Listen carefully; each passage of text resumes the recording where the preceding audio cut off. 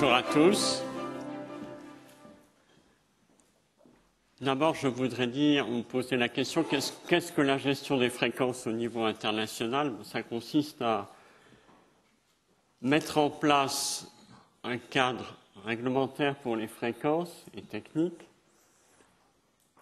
qui soit viable pour les 5, 10, 15, 20 prochaines années. Donc il s'agit de voir très loin. Et lorsque aujourd'hui vous venez dans cette salle avec votre smartphone et que vous essayez de vous connecter, vous voyez s'afficher 3G.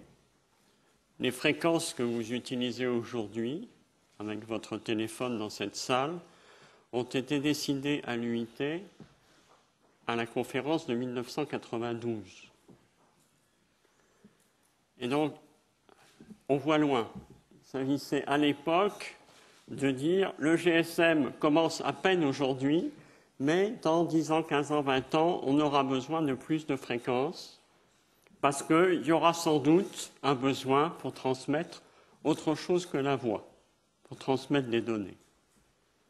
Alors on est toujours étonné aujourd'hui de voir comme c'est beau de transmettre des données, mais il y a 22 ans, on y pensait déjà. Donc la gestion des fréquences, c'est cela, c'est voir loin. Qu'est-ce qui caractérise la situation aujourd'hui? Je crois qu'on l'a très bien vu à l'occasion du panel qui vient de s'achever. C'est une massification. C'est aussi l'accès partout, à tout moment. Donc c'est tout le monde partout, toujours. Alors qu'est-ce que cela veut dire en termes d'enjeux pour les fréquences? Ça veut dire évidemment, quand on voit l'explosion du trafic de données, ça veut dire de nouvelles bandes de fréquences doivent être mises à disposition. Et chaque conférence mondiale des radiocommunications de l'UIT, qui se tiennent tous les 4 ans, chaque conférence est l'occasion justement de discuter de cela. Ça a été le cas en 2000 avec l'ouverture de la bande des 2,6 GHz, qu'on commence à peine à utiliser aujourd'hui, 2014, donc 14 ans. En 2003 avec l'ouverture de la bande des 5 GHz pour le Wi-Fi. En 2007 avec l'ouverture de la bande 800 MHz, premier dividende numérique. En 2012 avec l'ouverture de la bande 700 MHz, le deuxième dividende numérique. Donc, ce sont des choses que auxquelles chaque conférence contribue. Et comment les choses évoluent-elles? C'est en fait la nécessité de partager plus le spectre. Or, la difficulté, si vous dites « je veux une bande de fréquence que tout le monde puisse utiliser partout et tout le temps », ça ne laisse pas beaucoup de place pour d'autres usages. Et donc, une des difficultés croissantes que rencontrent les conférences mondiales de l'UIT pour attribuer de nouvelles bandes aux mobiles, c'est la peur de ceux qui utilisent ces bandes aujourd'hui de se voir invités à les quitter rapidement.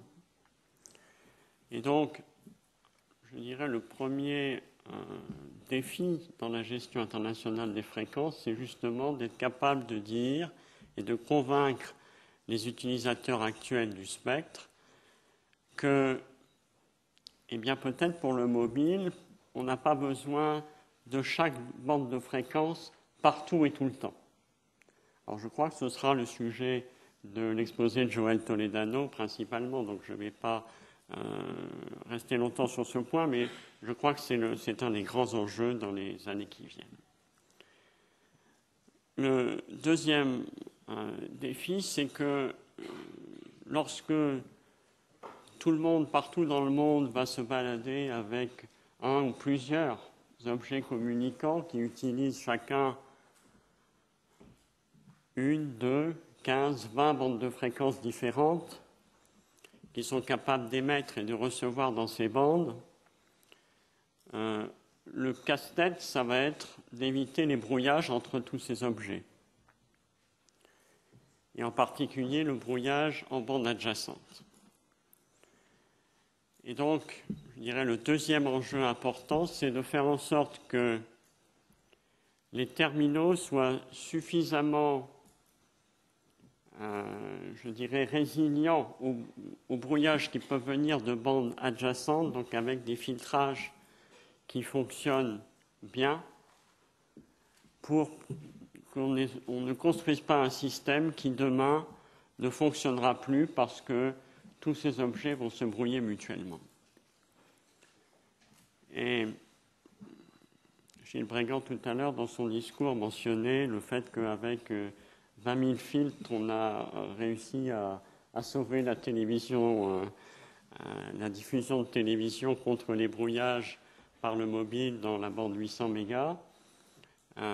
Je crois qu'il faudra veiller à faire cela a priori et non pas a posteriori dans le futur, parce que a posteriori, ça ne sera pas possible.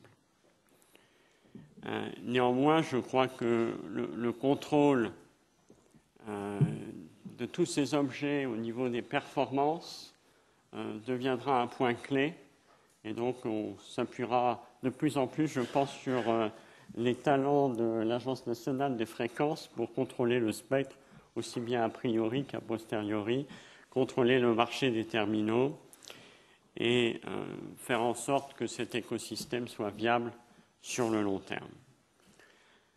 Alors évidemment, le troisième enjeu, c'est d'utiliser les fréquences aussi efficacement que possible, et l'évolution que nous voyons sur les différentes générations de terminaux mobiles qui se succèdent va effectivement dans ce sens-là. Lorsqu'on dit le trafic va être multiplié par 100 ou 1000 dans les 10 prochaines années, on n'aura évidemment pas 100 fois ou 1000 fois plus de spectre pour faire face à ce trafic, donc il faudra utiliser le spectre plus efficacement. Alors, ceci, l'UIT s'en occupe effectivement en normalisant les prochaines générations. Aujourd'hui, on commence en Corée, au Japon, aux États-Unis, le déploiement de LTE Advance, LTEA, qui justement représente un saut de plusieurs facteurs 10 sur l'efficacité d'utilisation du spectre par rapport au LTE. On commence déjà à discuter de la 5G, qui sera ce qui viendra après, ce qu'à l'UIT on appelle IMT 2020, parce qu'on vise 2020 pour les premières mises en service de cette nouvelle génération.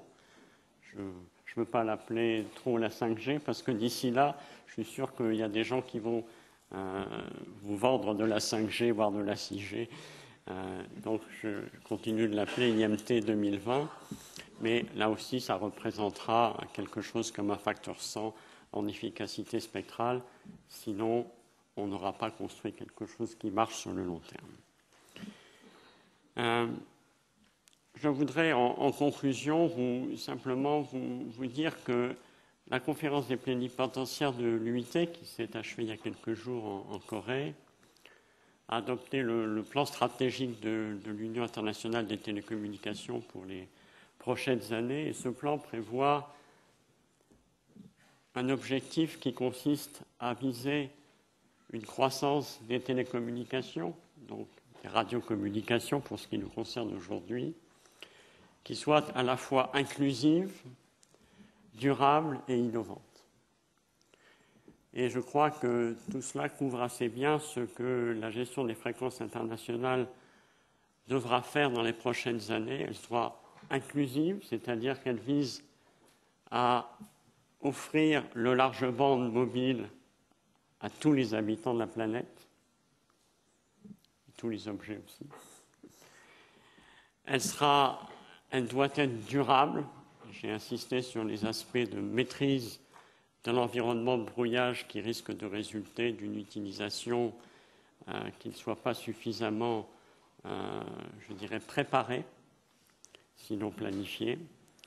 Et évidemment, elle va s'appuyer sur l'ensemble des éléments d'innovation dont nous disposons, et on a vu ce matin déjà à quel point l'innovation est présente dans notre métier.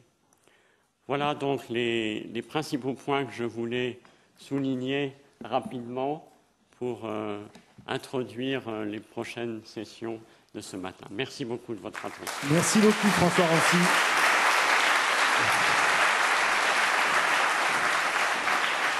Bien, il est 11h12, il est temps de faire et de marquer une pause de 15 minutes, essayer d'en profiter au maximum et de revenir à l'heure surtout pour accueillir Joël Toledano. Merci à vous tous et rendez-vous donc dans 15 minutes.